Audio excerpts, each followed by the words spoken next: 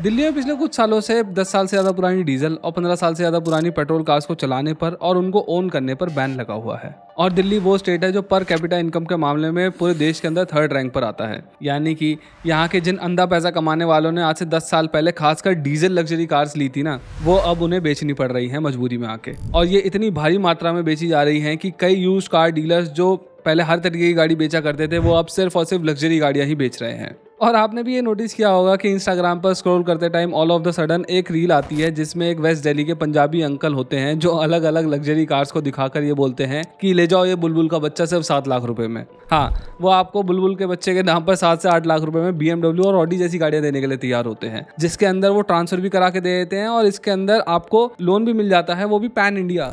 अब ये सब सुनकर पंजाब के किसी गाँव में बैठे आदमी के मन में, या फिर केरला या फिर तमिलनाडु के किसी टाउन में बैठे एक आदमी के मन में ये बात आ सकती है कि यार वैगनआर के प्राइस में BMW 3 सीरीज और ऑडी A4 जैसी गाड़ियां मिल रही हैं, तो मैं अब लग्जरी कार खरीदने का अपना बचपन का सपना ही पूरा क्यों ना कर लूं। और यही सोच लेकर बायर्स दिल्ली ऐसे शहर में आते हैं या फिर बाकी बड़ी सिटीज के अंदर जहां पर पुरानी लग्जरी कार्स की जो मार्केट है वो 20% से भी ज्यादा तेजी से ग्रो कर रही है और जहां पर पुरानी लग्जरी गाड़ियां कौड़ियों के भाव बिक रही हैं। अब यहाँ से गाड़ियां खरीदने के बाद लोगों का बचपन का सपना पूरा होता है कि नहीं होता वो तो मुझे नहीं पता, लेकिन उनका वर्स्ट फाइनेंशियल नाइटमेयर जरूर पूरा हो जाता है। क्योंकि बेशक से पुरानी लग्जरी कार्स एक नई B सेगमेंट वाली गाड़ी के प्राइस में आ जाती हैं, लेकिन जो इनकी मेंटेनेंस कॉस्ट होती है ना, वो एक ब्रांड न्यू 1 करोड़ रुपए वाली लग्जरी गाड़ी से भी ज्यादा होती है। और आपने भी कहीं ना कहीं से ये वाली बातें सुनी होंगी कि इनकी जो मेंटेनेंस कॉस्ट होती है वो बहुत ज्यादा होती है, लेकिन क्या आपको किसी ने ये डिटेल के अंदर समझाया है? इस वीडियो में आपको यूज लग्जरी कार्स के साथ आने वाली महंगी सर्विस कॉस्ट, हद से ज्यादा महंगी पार्ट रिप्लेसमेंट कॉस्ट और काफी ज्यादा महंगे इंश्योरेंस प्रीमियम्स के बारे में बताने वाला हूं, जिनके बारे में आपको किसी ने भी पहले नहीं बताया होगा।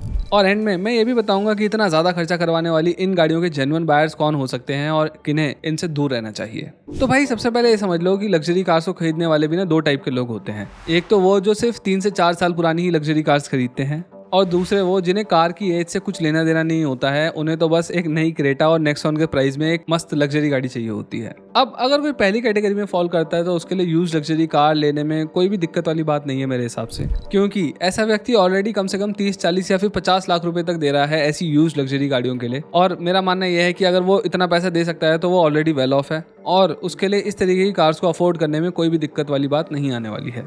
लेकिन अगर कोई दूसरी कैटेगरी में फॉल करता है तो उसको इन गाड़ियों के साथ आने वाले 3 तरीके के खर्चों को जानने की जरूरत है, जिसमें पहला है मेंटेनेंस एंड सर्विस कॉस्ट, दूसरा है इंश्योरेंस और तीसरा है रिपेयर्स। तो चलो सबसे पहले हम पॉइंट नंबर 1 की बात करते हैं, यानी कि मेंटेनेंस एंड सर्विस कॉस्ट की। और इसे समझने के लिए हम यहाँ पर सेम प्राइस पे मिलने वाली मास मार्केट कार की मेंटेनेंस कॉस्ट को यूज लग्जरी कार की मेंटेनेंस कॉस्ट से कंपेयर करके देखते हैं।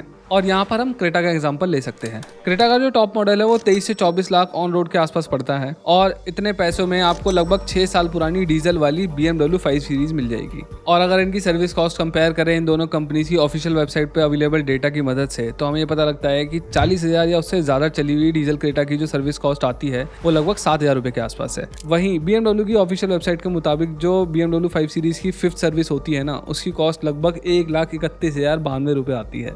देख रहे हो, यूज्ड BMW एक नई क्रेटा के प्राइस में तो मिल रही है, लेकिन इन दोनों की जो सर्विस कॉस्ट है उसमें जमीन आसमान का फर्क है। और ऐसे ही हम कुछ और भी एग्जांपल्स देख सकते हैं, जैसे कि 10 से 11 साल पुरानी डीजल वाली ऑडी A4 जो होती है ना, वो बहुत ही कम प्राइस में मिल जाती है। 2013 से 14 की जो ऑडी A4 है डीजल वाली, वो लगभग आपको 7 से 8 लाख रुपए में मिल जानी चाहिए। और इसी के अंदर अगर आप 1 से 2 लाख रुपए और डाल दो तो आपको ऑडी A6 भी मिल सकती है, उतनी ही पुरानी। और ये वो प्राइस है जिसमें आजकल आपको स्विफ्ट के बेस मॉडल मिलते हैं। और अगर हम इन कार्स की सर्विस कॉस्ट को कंपेयर करें तो 70 से 80 हजार किलोमीटर चली हुई ऑडी A4 की जो सर्विस कॉस्ट आती है वो लगभग 35,000 रुपए होती है और ऑडी A6 की जो सर्विस कॉस्ट होती है वो लगभग 40,000 रुपए के आसपास पड़ती है। लेकिन जिस प्राइस पॉइंट पे ये गाड़ी हमारे को यूज्ड कार मार्केट में मिल रही है, यानी कि 7 से 8 या फिर 9 लाख रुपए के आसपास, उस प्राइस पे मिलने वाली स्विफ्ट की जो सर्विस कॉस्ट होती है वो 4,000 रुपए के आसपास ही पड़ती है। यानी कि अगेन 8 लाख रुपए में मिलने वाली नई गाड़ी के मुकाबले 8 लाख रुपए में मिलने वाली यूज्ड लग्जरी गाड़ी की जो सर्विस कॉस्ट है उसमें 10 गुना का फर्क है। अब जितनी भी गाड़ियों की सर्विस कॉस्ट के बारे में मैंने आपको बताया है ना, इनके अंदर मैंने किसी के लिए भी मेजर सर्विस को इंक्लूड नहीं किया है। अगर मैं वो करता तो ये जो जर्मन लग्जरी कार्स है ना, इनकी सर्विस कॉस्ट डबल हो जाती लगभग।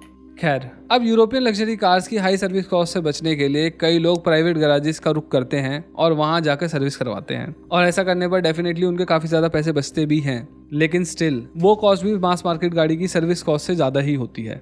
और ऊपर से ये जो यूरोपियन लग्जरी कार्स होती है ना, ये बहुत ही ज्यादा कॉम्प्लेक्स होती है और इस बात के बहुत ही ज्यादा चांसेस होते हैं कि प्राइवेट गैराजेस के अंदर कुछ गलती कर बैठे इवन सर्विस करने तक में।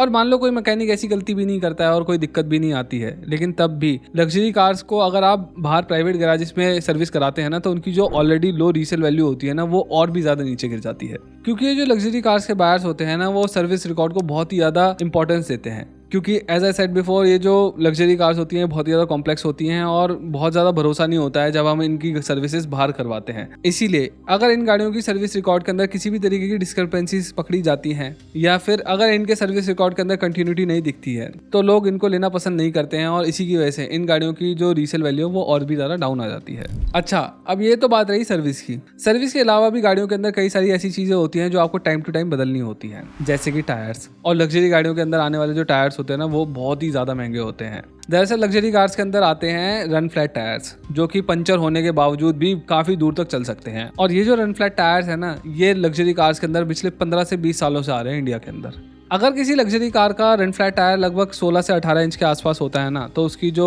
कॉस्ट आती है वो 15 से 20 हज़ार के आसपास आती है। और अगर आपकी गाड़ी का जो टायर है वो 19 इंच का है, तो ये जो प्राइस है वो डबल हो सकता है। यानी कि जितने में आपकी हैचबैक के चारों टायर्स बदल सकते हैं, उतने में इन गाड़ियों का सिर्फ एक टायर बदलता है। और यहाँ पर भी एक गौर करने वाली बात है, जो हम लग्जरी कार्स यूज मार्केट से खरीदते हैं वो ऑलरेडी 40-50 हज़ार किलोमीटर कम से कम चली होती हैं। यानी कि इनके टायर्स ऑलरेडी घिस चुके होते हैं एंड इन मोस्ट केसेस आपको ये टायर्स बदलवाने पड़ते हैं गाड़ी लेते ही। मेंटेनेंस के बाद चलो अब हम रिपेयर्स की बात कर लेते हैं। देखो, अगर आप एक कम चली और एक नई सी यूज लग्जरी गाड़ी लेते हैं तो आपको किसी भी तरीके का कोई भी पार्ट चेंज नहीं करवाना पड़ेगा अपनी गाड़ी के अंदर, यानी कि कोई भी खासी रिपेयर कॉस्ट नहीं आएगी आपके आगे। लेकिन अगर आप एक स्विफ्ट के प्राइस में ऑडी खरीदने वाले हैं तो ये बात जान लीजिए कि ये जो गाड़ियाँ होती हैं ना, ये बहुत ही ज़्यादा ओवर इंजीनियर्ड होती हैं। इनमें लगने वाला हर एक पार्ट एक नॉर्मल गाड़ी के मुकाबले बहुत ही ज़्यादा ओवर कॉम्प्लेक्स होता है और इसीलिए बहुत ज़्यादा महंगा होता है। जैसे मास मार्केट कार्स में नॉर्मल एलईडी या फिर हेलोजन बल्ब्स मिलते हैं हेडलाइट्स के अंदर, राइट। इन गाड़ियों के अंदर आपको matrix light, laser light, digital light और ना जाने कैसी कैसी हेडलाइट्स मिलती हैं, जिनकी कॉस्ट बहुत ही ज़्यादा होती है क्योंकि ये बहुत ज़्यादा कॉम्प्लेक्स होती हैं। जैसे कि जो मर्सिडीज की एंट्री लेवल कार है यानी कि सी क्लास, उसकी जो लाइट की कॉस्ट है पुराने मॉडल्स की वो लगभग 52,000 रुपये है। और शायद से मैं यहाँ पर OEM पार्ट की बात भी नहीं कर रहा हूँ, ये कोई थर्ड पार्टी वेंडर ने बनाया उसके पार्ट की कॉस्ट की बात कर रहा हूँ। इसी तरीके से मैंने एस क्लास की पिछली जनरेशन की लाइट की कॉस्ट देखी तो मुझे पता लगा उसकी कॉस्ट लगभग 1.5 लाख रुपए है फॉर सिंगल लाइट। मतलब अगर दोनों लाइट टूट गई तो आपकी तो 3 लाख रुपए लग जाएंगे आपके। एंड आई सेड बिफोर, ये मैं पिछली जनरेशन की बात कर रहा हूँ। जो नई जनरेशन की लग्जरी कार्स होती हैं ना, उनके अंदर तो और भी ज़्यादा कॉम्प्लेक्स लाइट्स आती हैं और उनकी कॉस्ट मेरे ख्याल में इनसे भी काफ़ी ज़्यादा हो सकती है। इन गाड़ियों की मेन हेडलाइट के पीछे एक चिप भी लगी होती है जिसे हेडलाइट ब्लास्टर बोलते हैं, जो कि हेडलाइट की इंटेंसिटी को कंट्रोल वगैरह करने में काम आती है। अब ये जो चिप होती है ना, इसके वक्त के साथ खराब होने के चांसेस रहते हैं और इसका जो खुद का प्राइस होता है ना, वो 25,000 रुपये से चालू होता है सिर्फ छोटी गाड़ियों के लिए, वो भी। इसी तरीके से कई लग्जरी कार्स में ना एयर सस्पेंशन भी लगे होते हैं जो कि अगेन बहुत ही ज़्यादा ओवर इंजीनियर्ड होते हैं, क्योंकि इनमें air compressor, height sensor, valve block, air reservoir और प्लम्बिंग लाइन जैसे कई सारे पार्ट्स लगे होते हैं जिनके फेल होने की टेंडेंसी बहुत ज़्यादा होती है। और अक्सर ये देखा जाता है कि 7 से 8 साल में ना ये जो एयर सस्पेंशन होते हैं ये अपनी कैपेबिलिटीज को खो देते हैं और इनको बदलना पड़ता है। और इनको बदलने की जो कॉस्ट होती है ना, वो बहुत ही ज़्यादा होती है। जैसे कि एक मर्सिडीज एस क्लास के ओनर ने ये रिपोर्ट किया कि जब उनकी गाड़ी की एयर सस्पेंशन फेल हो गए तो उनको रिप्लेस करने की जो कॉस्ट आई थी वो लगभग 12 लाख रुपए थी फॉर 4 सस्पेंशन, यानी कि 2.5 लाख का एक। और ये जिस एस क्लास के साथ हुआ है ना, वो लगभग 13 साल पुरानी गाड़ी है। और इस तरीके की एस क्लास का OLX पर जो प्राइस होता है वो 12 से 13 लाख के आसपास होता है। यानी कि बंदा जितने की ये पुरानी गाड़ी लेगा उससे ज़्यादा तो इसका खर्चा आ जाएगा। अब ये तो मैंने सिर्फ कुछ एग्जांपल्स दिए हैं। किसी भी गाड़ी के अंदर प्रॉब्लम्स आ सकती हैं, किसी भी गाड़ी के पार्ट्स को रिप्लेस करना पड़ सकता है, कोई बड़ी बात नहीं है। लेकिन अगर वो एक यूरोपियन लग्जरी गाड़ी होगी तो उसका खर्चा बहुत ही ज़्यादा होगा, इस चीज़ को मान के चलो अब अपने थर्ड और लास्ट पॉइंट की बात भी कर लेते हैं, यानी कि इंश्योरेंस की। पुरानी लग्जरी कार्स पर आपको इंश्योरेंस का प्रीमियम भी काफ़ी ज़्यादा पे करना पड़ सकता है इन सम केसेस। जैसे कि 2018 की BMW 520D आपको 26 से 27 लाख रुपए में मिल जाती है और उसका जो इंश्योरेंस प्रीमियम है वो लगभग 52,000 रुपीज़ तक जा सकता है 20% नो क्लेम बोनस ऐड करने के बाद। वहीं अगर हम इसे सिर्फ 2 साल पुरानी महिंद्रा की स्कॉर्पियो Z8L मैनुअल ट्रांसमिशन से कंपेयर करें, जो कि लगभग 25 लाख रुपए की पड़ती है, तो उसका जो इंश्योरेंस प्रीमियम बनता है वो लगभग 14,000 रुपए के आसपास है। और ऐसे ही इंश्योरेंस प्रीमियम का जो फर्क है आपको बाकी गाड़ियों के साथ कंपैरिजन में मिल जाएगा। जो लग्जरी कार्स होती है उनका इंश्योरेंस प्रीमियम थोड़ा ज़्यादा ही होता है, चाहे वो 10 साल पुरानी हो फिर भी। तो अभी तक हमने जितना भी यूज लग्जरी कार्स के बारे में एनालिसिस किया है उससे हमें ये समझ में आया है कि बेशक से ये गाड़ियाँ खरीदने में तो सस्ती पड़ती हैं, लेकिन इनको मेंटेन करना बहुत ही ज़्यादा महंगा साबित होता है।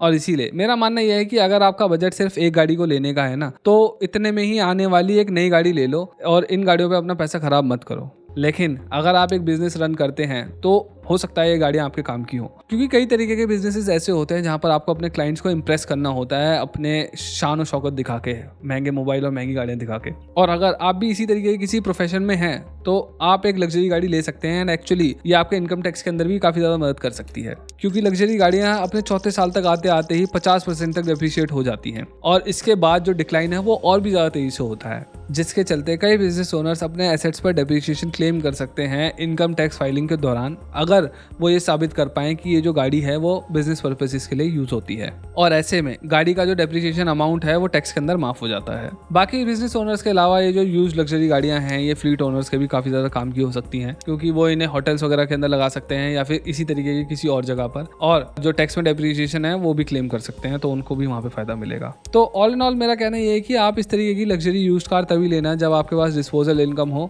और आप इन गाड़ियों को प्राइमरी कार की तरीके से नहीं ले रहे हो, क्योंकि अगर आप इन गाड़ियों को रोज चलाओगे ना तो इनका खर्चा बहुत ज़्यादा बढ़ जाएगा, और कभी कभार चलाओगे तो फिर भी मैनेज कर लोगे, लेकिन डिस्पोजल इनकम होनी चाहिए आपके पास। और अगर आपके बिजनेस में ये सहायता दे सकती है तो फिर तो कोई दिक्कत ही नहीं है। बाकी आपका क्या मानना है वो आप कमेंट बॉक्स में भी बता सकते हो। तो इस वीडियो में बस इतना ही। अगर आपको मेरी ये वीडियो पसंद आई तो please consider subscribing to our channel. इस वीडियो को लाइक करिए, शेयर करिए और #बुलबुल का बच्चा डालकर अपने ओपिनियन जरूर डालिए इन लग्जरी गाड़ियों के बारे में। Thank you.